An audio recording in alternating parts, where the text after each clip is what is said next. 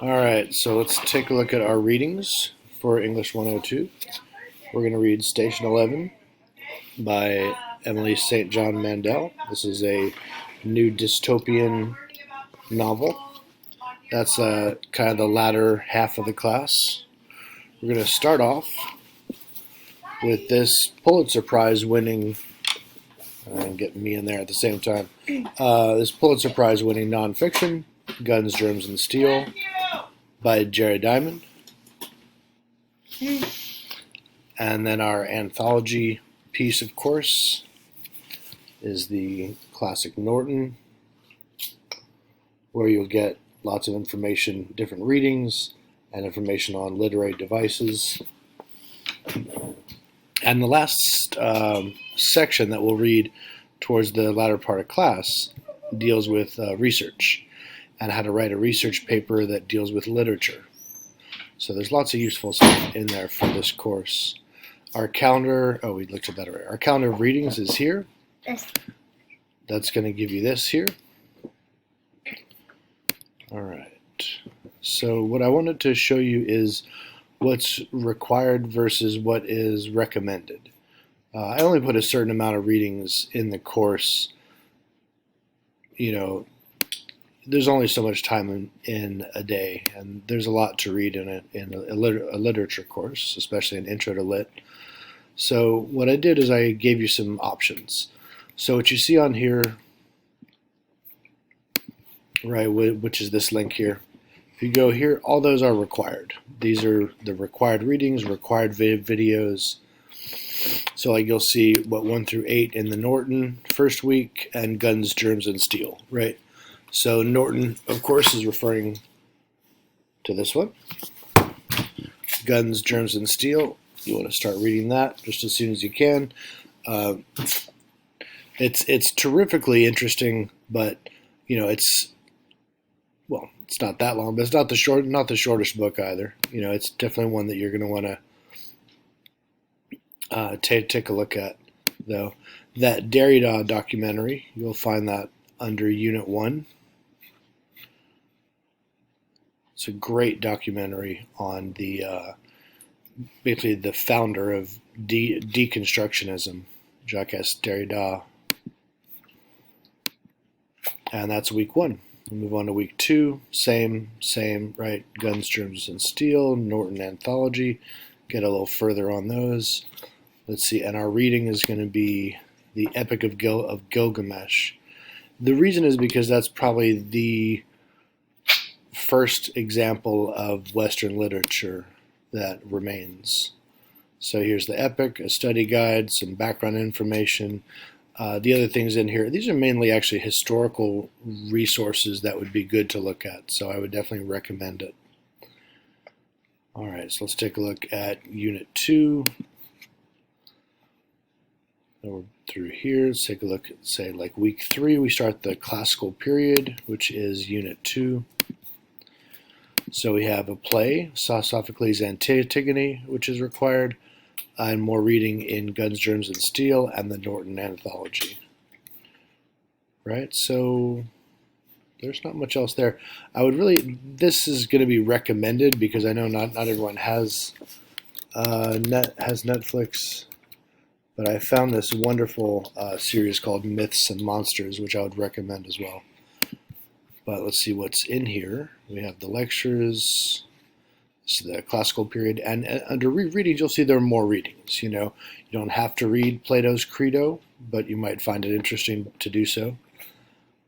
Just as you don't have to read Euripides, this play by Euripides, but this play is probably known as one of the greatest plays of all time. And Sophocles as well. I love his work. He's known as like the greatest Greek dramatist of all time. So they're really great.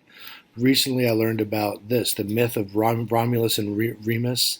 This is like one of the original settlements in Italy. It's a fascinating myth.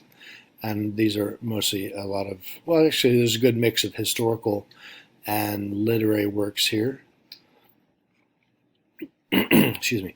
You don't have to read Aesop's Fables or Virgil's Aeneid, but these some of the classic works of all time. This one here by Virgil is certainly regarded as one of the best of all time. And then there's a section on ancient Greek art, which covers the pre-classical and classical period. Basically everything is on the page now, but I might be adding some small response to art, response to art assignments, like a paragraph or something in response to those, just so I can make sure we're keeping up with those. Next section here is on the medieval period. Sorry, just checking my time. Okay.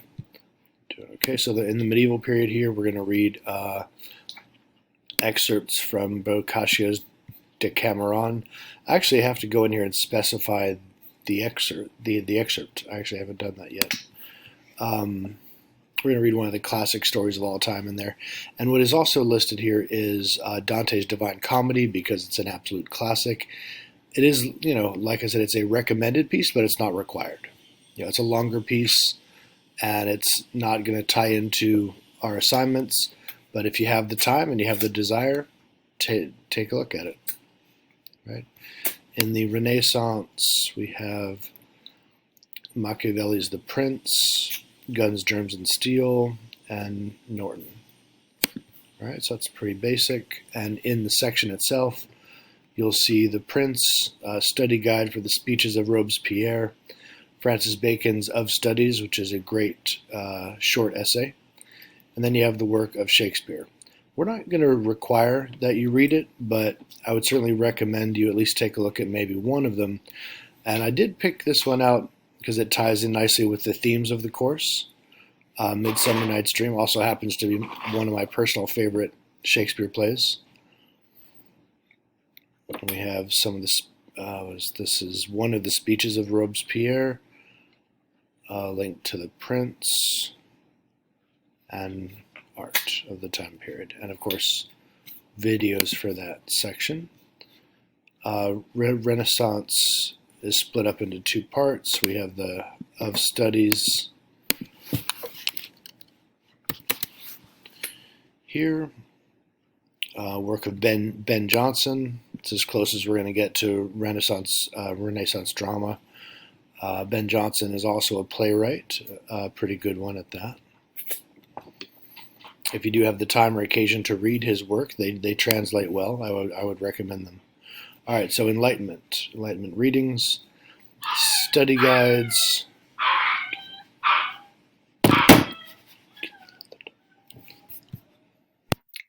So as you can probably guess, I have a dog. All right, let's see. So Enlightenment readings. Let's pick up here where we left off. Enlightenment is split in over 2 weeks. We're going to look at some classics. There's the classic essay by John Locke, an essay concerning human understanding. Swift's Modest Proposal from Guns, Germs, and Steel. The Norton section on theme. Paine's Common Sense. So a lot of the works that actually build on the works of political science there, and that really help kind of frame what is the Enlightenment period and what that period is all about. In addition, you'll see, we have the work of, I'll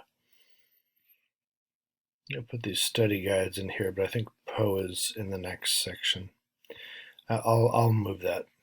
So we've got some study guides, the archive of Robespierre speeches, which are all there.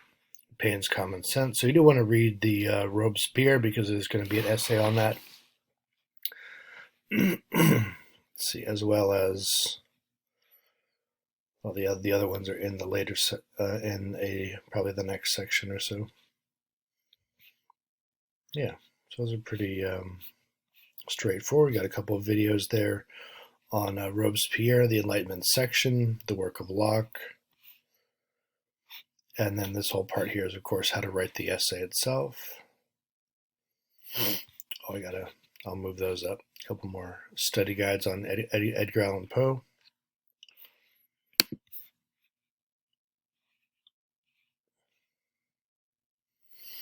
Who technically comes in, I might move those to the Romantic period because I think that's where they belong.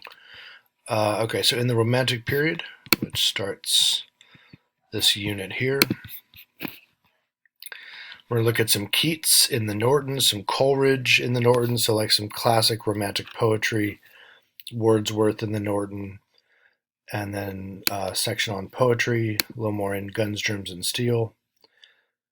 And then there's Spring Break, of course, nothing assigned there. After that, you have the Cask of Amontillado, an absolute classic. If you are not familiar, yeah, that's definitely a good thing to be learned of. It's a great one. And then we'll start Station 11 in week 10. And that's a much easier read. Now, I know, because I've read it myself, Guns, Germs, and Steel, it's very dense. There's not the writing itself is not overly dense, but the subject matter, it's deep, right? I do hope, and I'm pretty sure that you will find Mendel's Station 11 to be, it's an easy read. That's probably the best way, fairest way to describe it.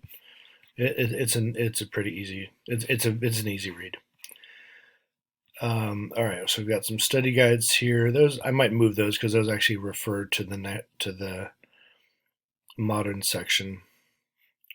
Got some Poe, defensive poetry, which is I think a Shelley, if I remember correctly. A little piece on romantic art, and then we move on to the Victorian period.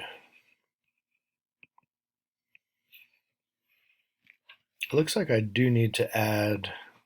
Oh no, the Cask of Amontillado is in the book. Okay, perfect. I was wondering why that wasn't on the website. It's in the book. That's a good rule of thumb, or to keep in mind, right? If it's not on the website, it's probably in one of the books, because it's everything should be up there. Yeah, everything is up there, at least from what I'm seeing. But if it's not, please let me know. I do want to provide everything for you and not make it at all difficult to find the readings. So here we have, let's see, in this section here we have some classics. Matthew Arnold, a classic Victorian critic. I got to wrap this up. Okay, got Browning, Twain. We should see in this section here the Victorian, the Twain, some work of Samuel Johnson, The Importance of Being Earnest by Oscar Wilde, a little section on Victorian art. Everything else is in the textbooks.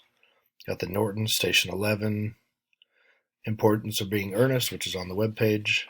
Twain, which is on the webpage. Videos that will relate to that.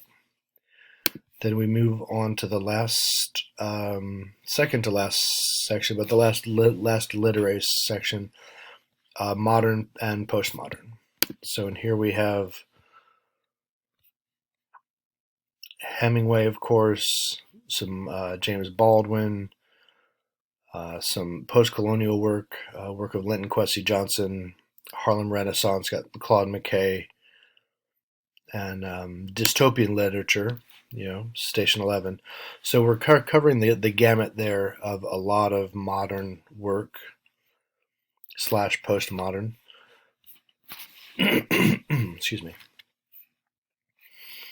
Continuing on, and here we see we're going to look at then a T.S. Eliot piece, Gabriel Garcia Marquez. You bring in the little magical realism, Jamaica Kincaid, Tahar Ben-Jaloun. And then in the latter end here, because there is just so much about the modern period that you want to know, more of it comes in the research section here. We're going to look at the work of Richard Wright, Joan Didion, the women's movement. Yeah, there's some others. I'm just running out of time, but they're all in here. So if you look in here, you'll have the study guides. Most of those readings are in the book in that section. Oh no, they're actually split up. Sorry, I meant to mention that they're split up into different parts. So I ran out of time there. So that's it for this part of the readings. I think I'll